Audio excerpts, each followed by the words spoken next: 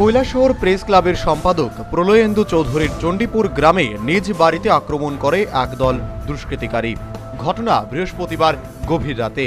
আক্রমণকারীরা প্রথমে বাড়িতে প্রচণ্ড ঢিল ছুড়ে এবং বিশ্রী ভাষায় গালিগালাজ করে, এমনকি প্রাণনাশের চেষ্টা করে।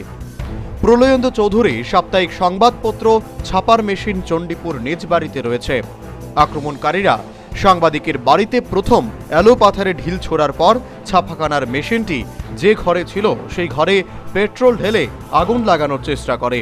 সঙ্গে সঙ্গে প্রলয়েন্দু চৌধুরী চিৎকার করলে পরিবারের অন্যান্য সদস্যরা এবং প্রতিবেশীরা এগিয়ে আসলে আক্রমণকারীরা পালিয়ে যায়। আক্রমণকারীদের সবাইকে প্রলয়েন্দু চৌধুরীর সহ তার পরিবার ও প্রতিবেশীরা চিনতে পারেন।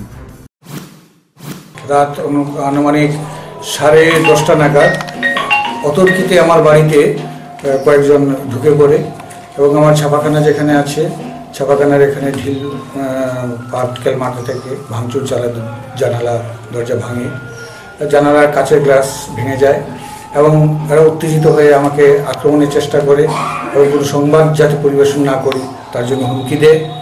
আমার ছাপাখানার যে দিকে গিয়ে আগুন ধরিয়ে দেওয়ার চেষ্টা করছিল এবং হাতের মধ্যে তরল জাতীয় পেট্রোল জাতীয় তরল পদার্থ ছিল। আমি চিৎকার দিতে আমার বড় দাদা দুজন চলে আসেন এবং প্রতিবেশীরাও ছুটে আসেন এবং যখন ছুটে আসছে তখন দা দিয়ে আমাকে কোপ দেওয়ার চেষ্টা করছিলেন। শুক্রবার সকালে প্রলয়েন্দু চৌধুরী কৈলাসহর থানায় আক্রমণকারী 6 জনের নামে লিখিত অভিযোগ করেন। পুলিশ মামলা নথিভুক্ত করে এবং ভারতীয় দণ্ডবিধির 147, 448, 427, 506 ধারায় মামলা রুজু করে।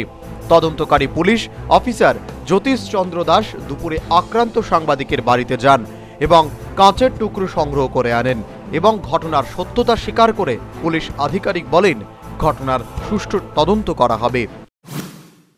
চণ্ডীপুরের 3 নম্বর ওয়ার্ডের যে আছে ফ্রেশ রিপোর্টার প্রলয়েন্দু চৌধুরী, ওনার বাড়িতে নাকি গতকাল রাত্রে 7-8 জন লোক আইয়া প্রথমে ঢিল দিয়ে জানালা কাজটা ভাঙছে, তারপরে গড়ে ঢুকে কিছু ভাঙচুর করছে।